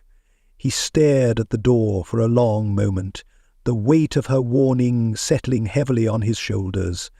"Easier said than done," he muttered, turning back to the fire. The forest was bathed in an otherworldly glow, the kind of silver light that seemed to hum just beneath her skin. Ella wandered through it, her steps light but aimless, the leaves underfoot crunching softly like whispers. She wasn't sure where she was going, only that she was being drawn forward. The air was thick with a strange electric energy, and shadows danced at the edges of her vision, moving in sync with the faint rustling of the trees. Then she saw them, two glowing amber eyes piercing the darkness ahead. They were unblinking, impossibly vivid, and filled with a strange intensity that made her stomach flip. "Who's there?" she called out, her voice trembling but steady enough to echo through the stillness. The eyes didn't blink. As she stepped closer, a chorus of whispers rose around her, low and melodic, like a breeze weaving through ancient trees. "The healer? The bond? Chosen?" Ella spun around, searching for the source of the voices, but the forest was empty save for the glowing eyes that watched her with unsettling focus. "What does that mean?" she demanded, her voice louder now. "What bond? Who's the healer?" The whispers grew louder, overlapping and swirling together in a chaotic harmony. "You must find it, protect it. The bond will save or break." Suddenly the light in the forest dimmed, the glowing eyes vanishing like snuffed-out flames. Darkness rushed in, swallowing everything, and Ella felt herself falling endlessly, her heart pounding in her chest as the whispers reached a crescendo. Ella jolted awake, her breath coming in sharp gasps as her heart thundered in her ears. The familiar walls of her bedroom came into focus, the soft glow of her bedside lamp casting comforting shadows on the pale blue wallpaper. She pressed a hand to her chest, trying to calm her racing heart. That dream! It had felt so real. The whispers still echoed faintly in her mind, their cryptic words swirling together like smoke. As her breathing slowed, she became aware of something else. A faint warm light emanating from her chest. Her gaze dropped, and she froze. The necklace around her neck, a simple silver chain with an opalescent pendant that had belonged to her grandmother, was glowing faintly. "What the—" she whispered, her fingers trembling as they brushed the cool metal of the chain. The pendant pulsed gently, the light fading in and out like a heartbeat. It wasn't bright, just enough to cast a soft glow against her skin, but it sent a chill down her spine nonetheless. She clutched the pendant tightly, as if holding on to it might anchor her in reality. This had to be a trick of the light, or maybe her mind playing games with her after that dream. But deep down she knew better. Her grandmother had always said the necklace was special, though Ella had assumed she meant it in the sentimental sense. "Keep it close, darling," her grandmother had told her more than once. "You'll understand one day." Ella swallowed hard, her fingers tightening around the pendant. "Looks like today's the day," she muttered, her voice shaky, but laced with the wry humour that always surfaced when things got too strange to handle. She swung her legs over the side of the bed, her bare feet brushing the cool wooden floor as she stood. The whispers from the dream still lingered in her mind, their cryptic urgency impossible to ignore. The healer. The bond. What did it all mean? And why did she feel like she was about to find out? Chapter 4. Secrets Beneath the Surface. The forest was unnaturally quiet, as though the world itself were holding its breath. Ella's boots crunched against the undergrowth, the sound loud in the stillness. She had no idea why she was out here again, especially after her run-in with the rogue wolf and the far more intriguing Aleric. Yet something pulled her forward. The pendant around her neck felt warm against her skin, almost as if it were guiding her. "Okay, this is fine," she muttered to herself, her voice barely more than a whisper. Totally normal to wander into the forest after a cryptic dream and a glowing necklace. Nothing weird about this at all. The trees parted abruptly, and Ella stepped into a small glade bathed in soft silvery moonlight.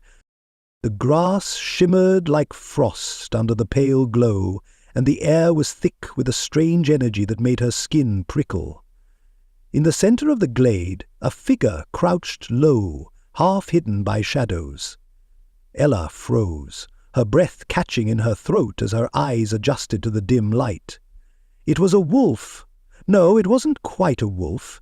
Its shape flickered, shifting in and out of focus like a poorly tuned radio. One moment it had a sleek loop-in form, and the next, the broad shoulders of a man. The transformation was mesmerizing and unsettling all at once. Bones cracked and reshaped, fur melted into skin, and claws gave way to human fingers. The creature, or man, let out a low growl that sent a shiver racing down Ella's spine. It wasn't until the transformation slowed that Ella realized exactly who she was looking at. "Aleric?" she whispered, her voice trembling more from shock than fear. His head snapped up, his amber eyes locking onto hers, glowing faintly in the moonlight. For a moment neither of them moved, the weight of the moment pressing down on them like a heavy blanket. "Ella," he said, his voice rough, caught somewhere between a growl and a plea. She stumbled back a step, her hand instinctively clutching the pendant around her neck. "So? You really do that?"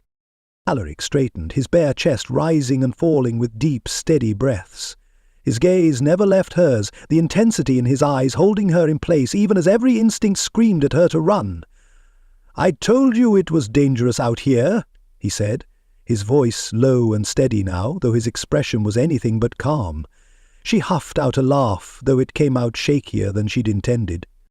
"You did. What you didn't tell me was that you moonlight as an actual werewolf. Kind of an important detail, don't you think?" He took a cautious step toward her, his movements careful, like he was approaching a skittish animal. "It's not something people usually take well." "Well," she said, forcing her voice to stay light, even as her heart raced, "lucky for you, I'm not most people." Aleric's lips twitched, the faintest hint of a smile flickering across his face, before he caught himself. "You're not afraid?" Ella's grip on her necklace tightened as she lifted her chin. "Not yet. Should I be?" He sighed, running a hand through his dishevelled hair as he muttered something under his breath that sounded suspiciously like, "You're impossible." When he met her gaze again, his expression was unreadable, a strange mix of resignation and admiration. "No," he said quietly, "you shouldn't be." She studied him for a long moment, her thoughts racing. There were 100 questions buzzing in her mind, but none of them made it past her lips. Instead, she took a tentative step forward, her head tilting as she looked him over. "Well," she said with a wry smile, "I've got to admit your dramatic entrances make a lot more sense now." He let out a soft laugh, the sound surprising even him. "You're handling this better than I expected." Ella shrugged, her grin widening. "What can I say? I'm adaptable." But even as she joked, her mind lingered on the raw power she'd seen in his transformation, the way his body had shifted, caught between two worlds. It was both terrifying and fascinating, and she couldn't quite decide which one won out. Aleric watched her carefully, his gaze never wavering. "You should leave, Ella. This place, it's not safe for you." Her smile softened, but she didn't back away. "Neither are you, I think." For a moment they stood there, the glade silent around them. The unspoken weight of what had just happened settled between them like a fragile thread, connecting their worlds in a way that neither of them fully understood, and for the first time, Ella wasn't sure if she wanted to walk away. Ella's lips twitched, her initial shock melting into something softer, warm. She studied Aleric, standing before her with his chest heaving and tension radiating from every inch of him, and then she did what she always did when things got too strange to process. She cracked a joke. "Well," she said, crossing her arms and tilting her head, "that was quite the extreme makeover. Do you always go for the midnight wolf-to-man look, or is this just a special occasion?" Aleric blinked, his brows furrowing as though he hadn't quite heard her correctly. "What?" "You know," she continued, waving a hand in his direction. The whole dramatic transformation thing. It's very cinematic. 10 out of 10 for style points, though the fur transition could use a little work. He stared at her, clearly trying to decide if she was serious. "You're joking," he said flatly. "Of course I'm joking," Ella shot back, throwing her hands up. "What else am I supposed to do? Start screaming? Faint? I feel like that'd be way less helpful." Aleric let out a soft, incredulous laugh, more of a huff, really, and shook his head. "You're unbelievable." "Thank you," she said, beaming as though he'd just paid her the highest compliment. His lips twitched again, and for a moment she thought he might actually smile, but the tension in his shoulders didn't entirely ease, and his gaze remained sharp, scanning her face for any sign of fear. "You're not scared?" he said, finally, as if testing the words out loud. "Should I be?" she asked, raising an eyebrow. "That depends," he replied, his tone soft but laced with a hint of warning. "Most people don't exactly take well to what they've just seen." Ella shrugged, her grin never faltering. "Most people don't have to patch up injured wolves, turned men on their back doorstep. Guess I'm just built different." That earned her a real laugh, low, warm, and entirely unexpected. It sent a shiver down her spine, though she told herself it was just the chill of the night air. "You're not what I expected," Aleric admitted, his voice quieter now. Ella's grin softened, and she met his gaze with a curious tilt of her head. "Yeah, well, you're not exactly what I expected either." He opened his mouth to respond, but she cut him off, pointing a finger at him. "Though I have to say," she quipped, "you're kind of setting the bar pretty high for dramatic forest encounters. The next time I run into a werewolf, they're going to have to bring their—" Aleric shook his head, his expression caught between exasperation and amusement. "You're impossible." "And yet here you are," she shot back, her smile widening. For a moment, the weight of the strange otherworldly moment seemed to lift, replaced by the easy, teasing rhythm that Ella seemed to bring with her wherever she went. Aleric found himself relaxing, despite his better judgment, the tension in his chest loosening as her laughter echoed softly through the glade, and for the first time in a long time he wasn't entirely sure if that was a bad thing. Chapter 4. Secrets Beneath the Surface. Aleric sighed, running a hand through his dark hair as he leaned against a tree at the edge of the glade. The sharp angles of his jaw caught the moonlight, but his expression was shadowed, tense. For a long moment he didn't say anything, his amber eyes fixed on a distant point beyond Ella's shoulder. She waited, arms crossed and eyebrow arched, clearly unimpressed with his brooding silence. "You know, for a guy who just pulled off the most intense transformation I've ever seen, you're awfully tight-lipped." He glanced at her, his lips twitching and the faintest hint of a smile before the weight of the moment dragged his features back into seriousness. "This isn't a game, Ella," he said quietly, his voice low and firm. "You shouldn't be here." She tilted her head, unfazed. "You've mentioned that a lot, but you still haven't told me why." He hesitated, his jaw tightening as if physically holding back words. Then, finally, he let out a breath and met her gaze. "There's a lot you don't know," he began, his tone measured. "Things about this forest, about the packs, my pack, the Nightfang pack, that aren't safe. Rogues like the one you saw earlier are just the beginning." "Rogues?" she repeated, testing the word. "Like wolf outlaws?" "Something like that," he said, his expression hardening. "They don't follow the rules of the packs. They're dangerous, unpredictable, and they've been encroaching on our territory more and more lately." She studied him, her gaze sharp despite the warmth in her tone. "And what does that have to do with me?" Alaric pushed off the tree, his broad shoulders tense as he took a step closer to her. "Everything," he said, his voice dropping.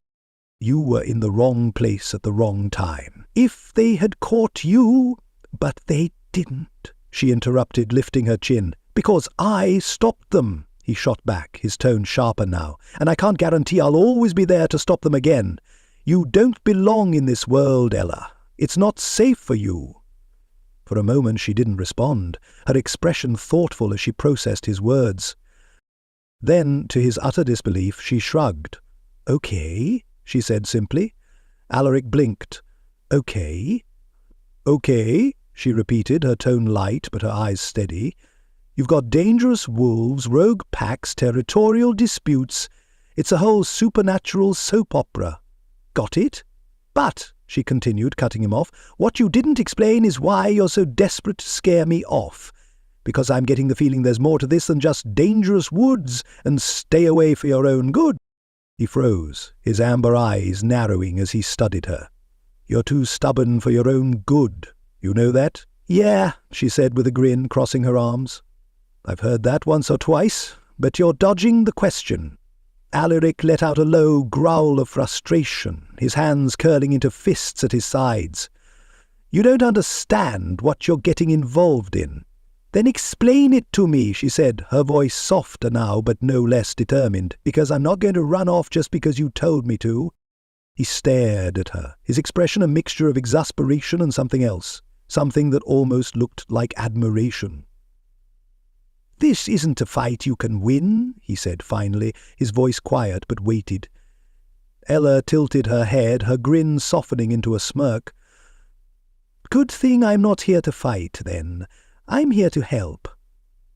Aleric shook his head, letting out a breathless laugh that held no humour. "You're impossible, and yet," she said, taking a step closer, "here you are, still trying to talk me out of it." The glade fell silent again, the tension between them crackling like static.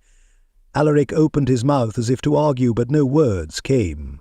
He wasn't sure whether to admire her resolve or curse it. Ella simply stood there, her arms crossed and her gaze steady, silently daring him to try again. And in that moment, Aleric realized two things. She wasn't going to back down, and whether he liked it or not, she was going to be a part of this world. The tension in the glade lingered, thick as the mist curling around their ankles. Aleric's jaw was set, his amber eyes sharp, but Ella stood her ground, arms crossed and a mischievous spark in her gaze that he was beginning to recognize as her default state. She tilted her head, a playful grin spreading across her face. "So," she began, her tone light and casual, "are you more of a dog person or a cat person?" Aleric blinked, caught completely off guard by the question. "What? You know," she said, waving a hand as though the answer were obvious. "If you weren't, part-time wolf, which team would you be on, dogs or cats?" His lips twitched, the barest hint of a smile threatening to break through his serious demeanour. "Dogs, obviously." "Obviously?" Ella echoed, rolling her eyes dramatically. "How original." Aleric raised an eyebrow. "You're surprised." "I don't know," she said with a shrug, her grin widening. "I thought maybe you'd be one of those edgy, misunderstood types who secretly loves cats. Broody wolf guy with a soft spot for kittens. It has a nice ring to it." Aleric let out a low chuckle, shaking his head. "Definitely not a cat person." "Why not?" she pressed, her curiosity genuine despite her teasing tone. "They're unpredictable," he said after a moment, his voice laced with dry humour. "And I don't trust anything that's too small to fight back." Ella snorted, covering her mouth with her hand to stifle the laugh that escaped. "Wow, big scary werewolf scared of a house cat. That's a plot twist." "I'm not scared of them," he corrected, his tone exasperated but amused. "I just don't see the appeal." "Oh, there's the appeal," she said, nodding sagely. "The little toe beans, the dramatic flair. Cats are basically tiny divas who know they run the world." "Exactly," Aleric said, his smirk finally breaking through. "They're too much work. Dogs are loyal, cats demand a 5-star lifestyle and still act like they're doing you a favour by existing." Ella laughed, the sound bright and unguarded, and Aleric felt a strange warmth settle in his chest. "Well," she said, her grin softening, "you can't exactly talk. You're not exactly low maintenance yourself." His eyebrows lifted. "Is that so?" "Oh, absolutely," she said, nodding with mock seriousness. "The brooding, the mysterious warnings, the whole 'I'm too dangerous to be around' vibe. You're a walking soap opera, Aleric. And I'm pretty sure you're high maintenance."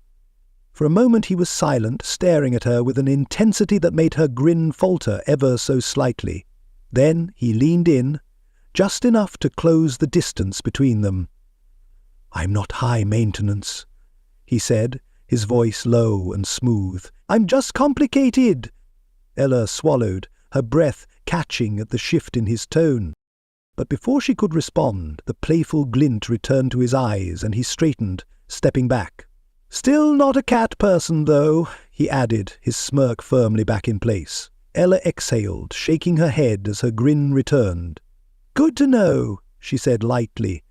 Though her heart was still racing, the tension between them had eased, replaced by a strange, playful energy that felt almost comfortable, like they were old friends instead of two people who had stumbled into each other's lives by sheer chance. And for a brief moment, standing in the glow of the moonlit glade, the rest of the world faded away. The glade fell into an easy silence, the kind that felt heavier with things left unsaid. The silver light of the moon bathed the clearing, softening the edges of the world and painting the moment in shades of something close to magical. Ella shifted her weight, glancing down at her boots before looking back up at Aleric. He stood a few steps away, his posture relaxed, but his gaze was fixed on her with an intensity that made her heart skip a beat. "Well," she said, breaking the silence with a forced casualness, "this has been enlightening. I'll definitely think twice before wandering off into the woods next time." He tilted his head slightly, his expression unreadable but somehow softer than before.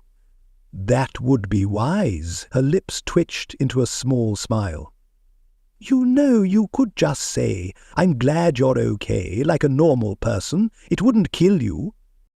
Aleric's mouth curved in a faint smirk, but he didn't take the bait. Instead, he stepped closer, his gaze searching hers for a long, quiet moment. "You should go," he said finally, his voice low and steady. Ella frowned, her resolve flickering for just a second before she nodded. "Right. I'll just head back to my normal, non-werewolf-infested life." She turned, taking a step toward the edge of the glade, but something stopped her, a strange pull, like an invisible thread tying her to the spot. She hesitated, glancing back over her shoulder. "Aleric," she said softly, her tone stripped of its usual humour. He met her gaze, his expression as guarded as ever. "Thanks," she said, her lips curling into a small, genuine smile. "For saving me. Twice now." Something shifted in his eyes, a flicker of warmth breaking through the amber intensity. He nodded once, a subtle movement that carried more weight than words. Without another word, Ella turned and started down the faint path leading out of the glade. Each step felt heavier than it should have, the forest pressing in around her as the distance between them grew. Aleric watched her go, his arms crossed and his jaw tight. He told himself it was for the best, that keeping her at arm's length was the only way to keep her safe. But as her figure disappeared into the shadows, he couldn't shake the feeling that something invisible had shifted between them. A thread, thin but unbreakable, tied their paths together in a way he didn't fully understand. Ella's pendant glowed faintly against her chest as she walked, the warmth of it mirroring the strange flutter in her heart. She couldn't explain it, couldn't put it into words, but she felt it, the quiet, undeniable connection that had sparked in that moonlit glade. Neither of them said it aloud, but the bond between them was there, unspoken but impossible to ignore, and as Aleric turned back to the shadows of the forest, he realized with a heavy certainty that their lives would never be the same. Chapter 5. The Hidden Truth. The morning air carried the scent of rain, fresh, earthy, and lingering like a whisper of a storm long past. Inside the clinic, the sharp tang of antiseptic mingled with the warm musk of fur, the rhythmic ticking of the wall clock providing a steady counterpoint to the rustle of papers on my desk. I pressed my fingertips against the open pages of my grandmother's journal, feeling the ghost of her presence in the delicate looping script. Elizabeth Harper, midwife, herbalist, and healer, and possibly something more. The clinic had been quiet today, giving me the rare luxury of time to comb through the old leather-bound journals I'd dug out of my grandmother's trunk. They smelt of dust and old lavender, their brittle pages filled with remedies, birth records, and cryptic notes that hinted at something beyond mere medicine. I frowned, brushing a stray auburn curl from my face as I traced a faded passage with my fingertip. A healer's gift is not in the hands, but in the soul, bound by blood, tempered by the moon. I exhaled, leaning back in my chair. Moon. That word had been appearing a lot in her writings. More than coincidence. A soft chuff at my feet made me glance down. Sir Flopsalot, the clinic's latest stray-turned resident, lifted his shaggy head and gave me a look that might as well have been a question. I scratched behind his lopsided ear absent-mindedly. "You're no help, buddy," I murmured. The pendant around my neck pulsed faintly. Just a flicker of warmth like a heartbeat against my skin. I lifted it, turning the opalescent stone between my fingers. It had been in my family for generations, passed from mother to daughter. Last night it had glowed. I wasn't the kind of person who got rattled easily, but that was a hell of a thing to wake up to. My dreams had been strange, full of disembodied whispers and shadowy figures at the edge of firelight. They spoke in fragments, murmuring of bonds, of dangers, of something coming. And then there was Aleric. My gut twisted at the thought of him, his amber eyes watching me with that unsettling intensity, his words carrying the weight of warnings he wouldn't fully explain. He'd told me to stay out of this, to stay safe. I had a feeling I wasn't going to listen. A sudden gust rattled the clinic's windows, the overcast sky outside darkening as if the world itself was shifting. I closed the journal and slid it into my bag. I needed more than old ink and half-remembered dreams. I needed answers. The road to Miss Halloway's cabin was the kind of winding path that made GPS signals flicker and disappear. Gravel crunched under my tires as I eased my truck to a stop, taking in the place with a healthy dose of skepticism. The cabin was old, its wooden beams blackened by time and soot, its slanted roof barely holding back the wild embrace of the forest. Thick vines curled around the porch railing, and from the eaves, bundles of dried herbs and animal bones swayed like wind chimes. A weathered wooden sign nailed to the door read simply, "Seek truth at your own risk. Promising." I grabbed my bag, pushed open the truck door, and made my way up the steps, each creak under my boots a protest. Before I could knock, the door swung open. A woman stood there, barefoot and unmoved by the chill in the air. Miss Halloway was ancient in a way that had nothing to do with age. Her silver-streaked raven hair cascaded over her shoulders, and her dark eyes, deep as the roots of the trees around us, studied me like she was reading the marrow of my bones. She exhaled through her nose, stepping aside. "Took you long enough." Well, that wasn't ominous. Inside, the air was thick with the scent of burning sage and something spiced. Cardamom, maybe? The cabin was cluttered but intentional, every trinket, every worn book placed with purpose. In the centre of the room, a small iron cauldron simmered over a low flame, the liquid inside bubbling in lazy golden circles. Miss Halloway lowered herself into a wooden chair with the ease of someone who had long stopped fearing the weight of the world. "You came for answers." I pulled my pendant from beneath my shirt. "I think I'm owed a few." Her gaze flickered to the stone. Something in her expression shifted. Less amusement, more gravity. "Your blood calls to the old ways." The words sent a shiver up my spine. "What does that mean?" She didn't answer immediately. Instead, she leaned forward, holding out her hands. I hesitated before placing mine in hers. Her palms were warm, rough with age, and something older still. The moment her fingers closed over mine, a whispering wind stirred through the cabin, though no windows were open. The fire flickered, the scent of damp earth and cedar filled my lungs, and then I saw, a flash of moonlit trees, a woman with my grandmother's eyes kneeling before a wolf with fur like silvered mist. The wolf pressed its forehead to hers, and in that moment something passed between them. Something ancient, something binding. Then the scene shifted. A burning field, blood on the ground, a woman standing alone, her hand raised, the air around her shimmering with power. She was me, and yet she wasn't. I gasped, ripping my hands free. The cabin snapped back into focus, the fire steady once more, the whispers gone. Miss Holloway sat back, exhaling. "You are the bloodline's last." My heart pounded. "Last what?" She folded her hands. "The last healer. The bond between your kind and theirs." I stared at her, the weight of those words pressing against my ribs. "You mean the wolves?" She nodded. "Your gift is tied to theirs. Your presence in their world is no accident." I clenched my fists, fighting the rising tide of disbelief. "That's insane.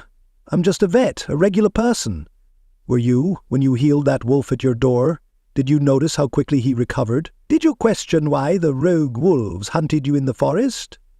I swallowed hard. "You are part of this story, child, whether you choose to accept it or not." I shook my head. "I don't even know what I'm supposed to do." Miss Holloway's dark eyes bored into mine. "You will. The path is already moving beneath your feet, and soon they will come for you." A chill crawled down my spine. "Who's they?" She didn't answer. I didn't ask again. When I finally stepped outside, the air was colder, sharper. The sky had darkened further, the scent of rain more pronounced. I tightened my grip on the pendant. I had come here looking for answers. I wasn't sure I liked what I'd found. I thought of Aleric's warning, of Celine's sharp, knowing gaze, of the rogue wolves that had lunged at me with intent, the healer, the bond, the prophecy. My fate wasn't just mine anymore. I exhaled. It never had been. The forest was uneasy. It wasn't just the usual stillness of night or the weight of unseen eyes pressing against the darkness. Something else lurked at the edges of the world. Something hungry, something wrong.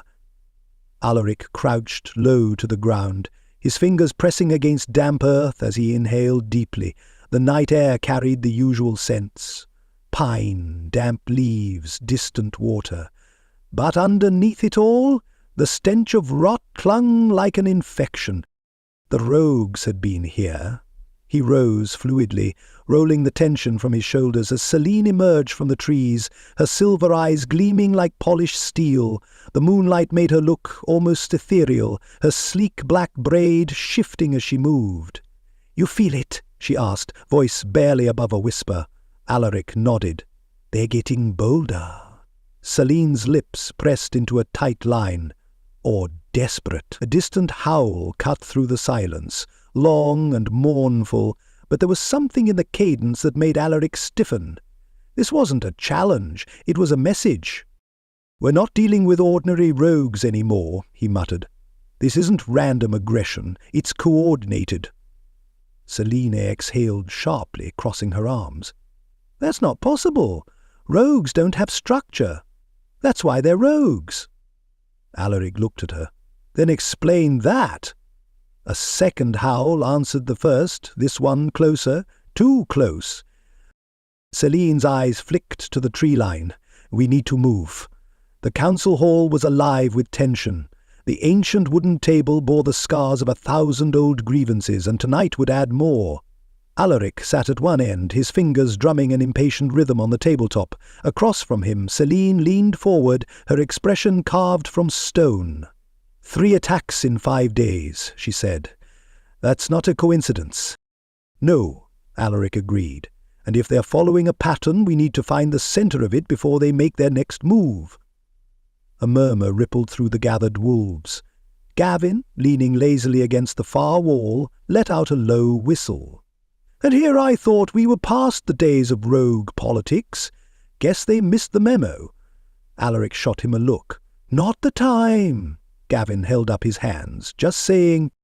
Celine ignored him, tapping her fingers against the map spread before them. "They're moving along the western border. If we don't push back now, they'll settle. And once that happens—" "They'll take more," Aleric finished grimly. A low growl echoed from the other side of the room. One of Celine's wolves, a broad-shouldered enforcer named Cade, leaned forward, his thick fingers curled into fists. "Then why aren't we hunting them down now?" Celine's gaze flicked to Aleric, silent agreement in her eyes. "Because we don't know what we're dealing with." The thought gnawed at him.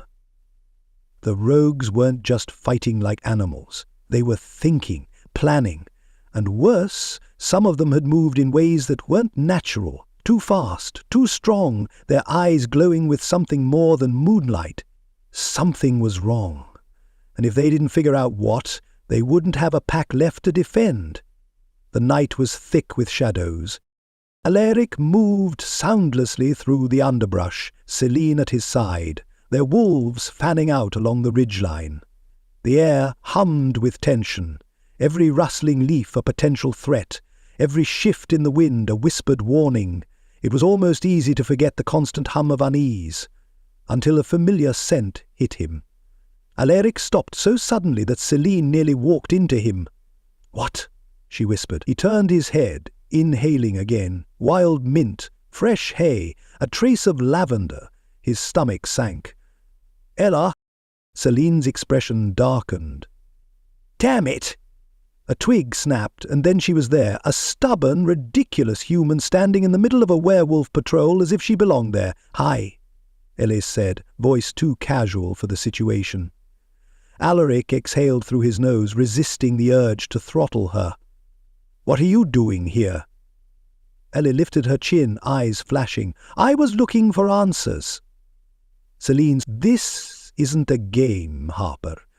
You don't get to wander into our territory like some reckless—" "You're right," Ella cut in, stepping forward. "It's not a game.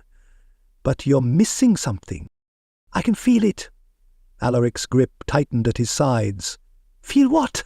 She hesitated, then pressed a hand to her chest, where that damn pendant of hers rested against her skin. "Something's wrong. I don't know how I know, I just do." Celine let out a low growl, but Aleric was watching Ella's face, the way her pulse fluttered in her throat, the way her hands clenched like she was bracing for something she couldn't explain. And then the wind shifted. A howl shattered the quiet, low, sharp rung. Aleric moved before he could think, grabbing Ella and pulling her against him, just as the first rogue lunged from the trees. A blur of fur, a flash of teeth, chaos. The fight was brutal, fast. Aleric hit the ground, rolling, twisting to get between the rogue and Ella. Celine was already moving, her claws raking against the rogue's flank as it snarled and snapped. But then, it did something no rogue should be able to do. It vanished. 1 second it was there, snarling, its glowing eyes locked onto Ella. The next it flickered like a candle flame and was gone. Silence! Ella's breath came fast and sharp against Alaric's shoulder. Celine swore. "Did you see that?" Aleric nodded, his heart still pounding. "It wasn't just fast, it was—" "Teleporting," Ella finished, voice raw. No one spoke. Then from the darkness a whisper. "Too human to be a wolf? You cannot stop what has already begun." The air went still, and Aleric knew this was just the beginning. Chapter 6. Blood and Fire. The call came just before dawn. Aleric had barely closed his eyes when Gavin kicked the door open, breathless and grim. "We've got trouble," he said, tossing Alaric's jacket at him. In the world they lived in, trouble wasn't a possibility, it was an inevitability. Aleric was already moving, shrugging on his coat as he stalked past his brother and into the cold morning air. The scent of pine and damp earth filled his lungs, but beneath it was something sharper, something wrong. Blah! The wind carried it from the western border, along with the acrid stench of burned wood. Not a skirmish, a slaughter. The remote outpost sat nestled in the valley, a fortified cavern surrounded by dense trees and stone ridges. Smoke curled in the early dawn light, thick and heavy, the scent clogging the back of Alaric's throat. Bodies littered the clearing, some breathing, some not. Wolves lay tangled together in heaps, their fur matted with blood, their sides rising and falling in ragged gasps. Celine stood in the middle of it all, her silver eyes like cut glass. She wasn't wearing her usual mask of cool confidence. Her braid was half undone, her black leathers torn, but she was still standing, barely. Aleric caught the faint tremor in her hands before she curled them into fists. She turned as he approached, voice taut. "You're late." "I didn't get an invitation." His gaze swept the wreckage. "Looks like a hell of a party." Celine didn't bother with a retort. "We lost 2. Another 3 won't make it through the night." His jaw clenched. "And the rogues?" Her eyes flicked toward the tree line where the bodies of several wolves, but not enough, lay sprawled in the undergrowth. Their fur was charred in places, burned from the inside out. Ella's scent hit him before he saw her. Aleric turned, finding her crouched beside a wounded pack member, her hands slick with blood. She looked up, her green eyes flashing.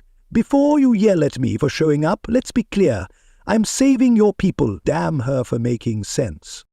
Ella pressed a hand against a gaping wound on a young wolf's flank. Blood pooled around her fingers, but beneath them a faint glow pulsed, the same unnatural opalescent light that flickered in her pendant. Aleric exhaled sharply. "Not human. Not anymore." Celine saw it too. The other alpha's expression flickered, something sharp and knowing passing through her gaze before she turned away. "Get them stable. We'll talk later." The weight in her voice sent a shiver down Aleric's spine. Night fell over the outpost.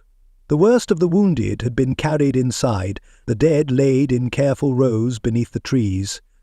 The survivors moved with the quiet efficiency of those too tired to grieve yet. Aleric sat near the dying fire, his arms braced on his knees, watching the flames. Celine broke the silence first. "They weren't normal rogues." He didn't look at her. "I noticed." "They didn't fight like loners," she continued. "They moved together, and that fire." She shook her head. "We don't know what we're dealing with." Aleric did, or at least he had a damn good idea. "Ella?" He turned his head slightly, catching sight of her where she sat a few feet away, staring into the fire with something lost in her expression. "You knew," he said to Celine, keeping his voice low. "Back at the border, when she touched her pendant, you knew what she was." Celine didn't flinch. "I suspected," she admitted, watching the fire. "The seer's prophecy. It wasn't just about the wolves, it was about her." Eva looked up at that, eyes narrowing. "So I'm the center of a prophecy I didn't ask for. Great. Anything else you'd like to drop on me?" Celine's jaw tightened. She was quiet for a long moment before she finally spoke. "My father believed in bloodlines," she said. "He believed that power passed through generations and that some gifts should never mix." Aleric frowned. "What are you saying?" Celine exhaled, her fingers curling into the fabric of her sleeve. "I'm saying I have a sister I never met, a half-sister." Silence. Ella's brows drew together. "And," Celine's voice was razor-thin, "and she was like you." The words sat between them, heavy and unspoken. Aleric understood now why Celine had looked at Ella the way she did, not with suspicion, but with recognition. "She died," Celine continued, her expression unreadable, "before I ever met her. Before she had a chance." The fire crackled. Aleric watched the way Celine's fingers tightened around the hilt of her dagger, her only tell. "Your father?" he asked. Celine's gaze snapped to him, sharp as a knife. Aleric had his answer. The air outside was crisp, the moon casting silver light over the ruined clearing. Ella followed Aleric into the cold, her pendant still faintly glowing against her collarbone. "You're not okay," he said finally. She let out a breath that wasn't quite a laugh. "How could you tell?" Aleric turned toward her, taking in the tension in her shoulders, the way her arms wrapped around herself like a shield. "Not fear, just exhaustion." He hesitated, then reached for the pendant. He didn't touch it, just let his fingers hover above the faintly pulsing stone. "It's reacting to you," he murmured. "To them." Ella shivered. "I know." She looked up at him then, her green eyes searching his. "I don't know what I am, Aleric." "You're Ella," he said simply. She laughed, short and disbelieving. "That's not enough, is it?" He didn't have an answer for that. From inside the cabin, Celine's voice carried through the night. "We leave at first light. The rogues aren't done, and neither are we." Ella sighed. "So much for a quiet life." Aleric let the ghost of a smirk cross his lips. "You were never meant for quiet." She met his gaze, something unspoken passing between them. The wind shifted, carrying the scent of rain. The wolves would hunt again soon, and for better or worse, Ella Harper was part of the pack now. The storm came as a whisper first, the scent of rain thick in the air, the trees bending under the weight of a wind that hadn't yet arrived. Aleric stood at the ridge overlooking the valley, his sharp eyes scanning the dark horizon. They were coming. Behind him, the warriors of the Nightfang pack and Moonshadow pack stood ready, their tense energy crackling like the lightning that licked the sky in the distance. The uneasy alliance between the two packs had held, for now, but tonight would test more than just their ability to fight. It would test who survived. The first low growl came from the tree line. Aleric's hands curled into fists. "They're close," Celine said at his side, her silver eyes glinting like sharpened steel. Aleric nodded once, already shifting his weight in preparation. No more waiting. From the far side of the clearing, Ella moved through the ranks of the wounded, her pendant pulsing faintly against her collarbone. She shouldn't be here, but she wasn't leaving. He caught her eyes across the battlefield, and something passed between them, a silent understanding. Then the rogues came. They rushed from the trees like a living shadow, their eyes glowing with a sickly, unnatural light. Aleric barely had time to shift before the first wave hit, bodies slamming into each other, claws raking through flesh, teeth snapping against bone. Thunder cracked overhead, and then the world was chaos. Aleric tore through the first rogue, his fangs sinking deep into its throat before he tossed it aside. Another came, then another. Beside him, Celine was a blur of black fur and lethal precision, every movement calculated, her claws slicing through the enemy like she was born for this. The rogues weren't fighting like wolves anymore. They moved with an unnatural speed, their bodies flickering in and out of focus like smoke caught between worlds.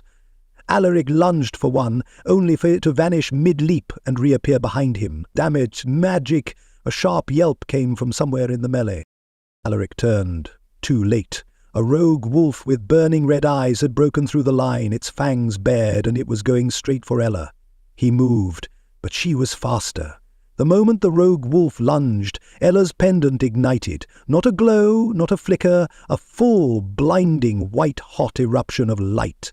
The rogue never reached her. It howled in agony, the force of the energy slamming it backward as if an invisible hand had thrown it across the battlefield. Aleric skidded to a halt, breathing hard, eyes locked on Ella. She stood in the center of the clearing, her eyes wide, her skin glowing faintly, the pendant burning with power. The battle paused. For one breathless moment both sides watched as Ella stumbled forward, pressing a shaking hand against her chest. The air around her shimmered, a rippling force spreading outward. The wolves nearest her, Aleric, Celine, even the wounded warriors, felt it. A pulse. A bond. Aleric's own wolf recognized it immediately. This wasn't just magic, this was pack. The rogues howled in fury and surged forward again, but now the packs were no longer just fighting, they were connected. Ella's power rushed through them like wildfire, threading between warriors, bolstering strength, knitting wounds even as they fought. Celine was the first to test it. She lunged for a rogue, her claws digging into its side, and instead of fading into shadow, it solidified beneath her grip. They weren't flickering away anymore. Aleric wasted no time. He leapt, his powerful form colliding with the next rogue, tearing into flesh that no longer disappeared on contact. They could be killed now. And so they were. The battlefield erupted into a new kind of war, one where the packs fought as a single force, moving in perfect unnatural synchronicity. The rogues who had relied on their strange magic, their ability to shift and flicker through reality, were now trapped. One by one they fell. The final rogue stood at the edge of the battlefield, its red eyes gleaming, something almost human lurking beneath the rage. Aleric shifted back, breathing hard.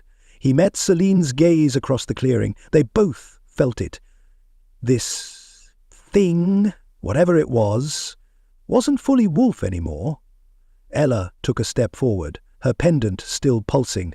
The rogue's eyes flicked to her, then to the destruction around them. It let out a low, shuddering growl, not a sound of defeat, but a warning. This isn't over. Then it vanished. not flickered, nor shifted. Gone. A deep, bone-weary silence settled over the battlefield. The rain came a moment later, washing blood into the earth. The survivors gathered by the fire that night, their bodies bruised, their wounds half-healed by Ella's inexplicable magic. Aleric sat beside her, watching the way the light flickered against her face, still too pale, her hands still trembling from the power she had wielded. He reached out, not thinking, not stopping himself. His fingers brushed against hers, and she didn't pull away. "That was something," she murmured. Understatement. He let out a slow breath.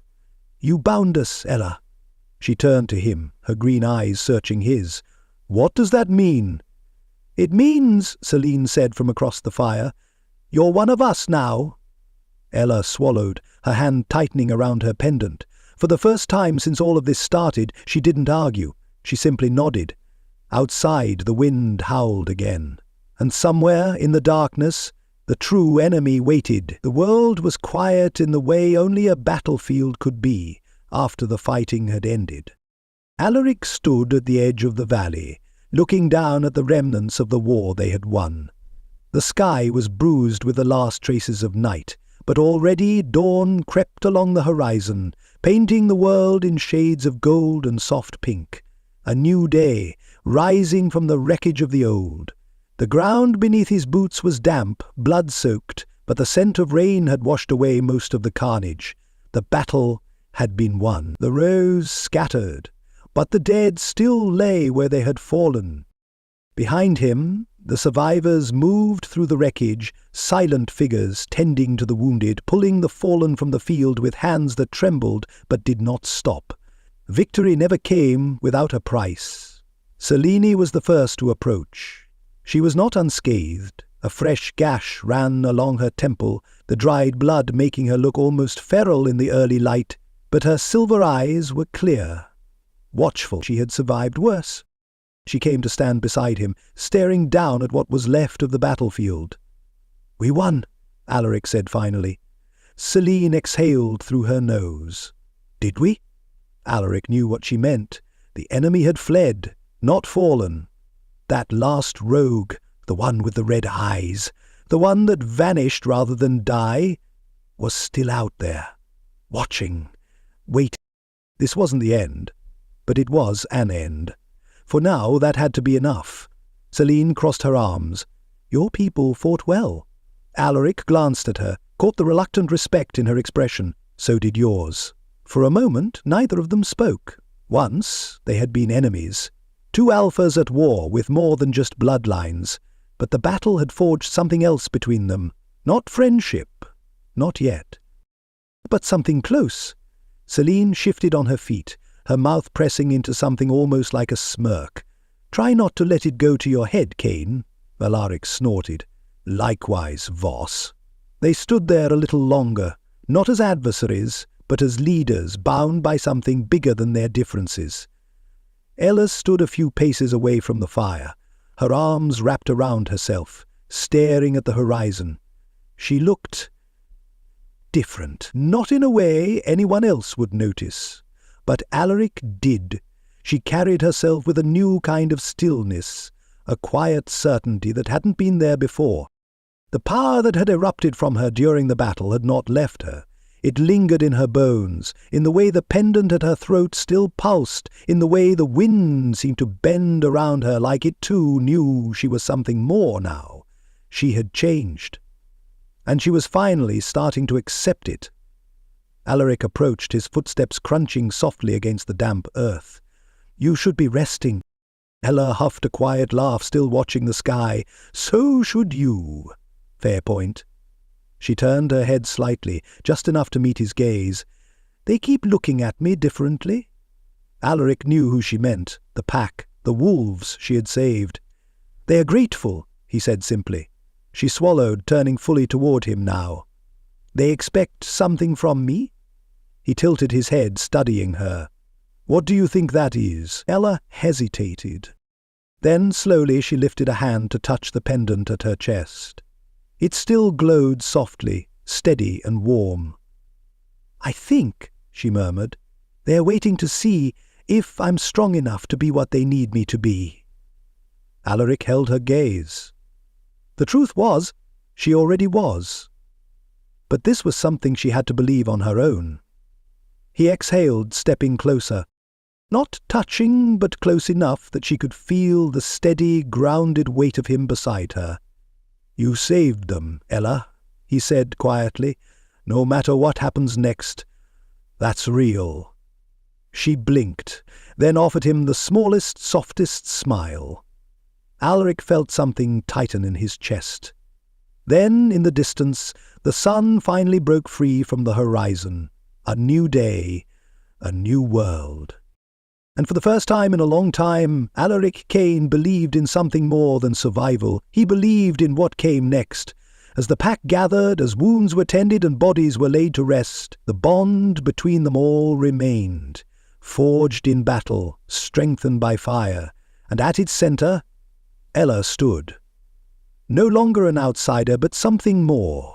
Aleric, Celine, and Ella shared a final look before turning toward the future, toward whatever fight lay ahead, and as they did, Ella's pendant pulsed one last time, steady, unshaken, and eternal.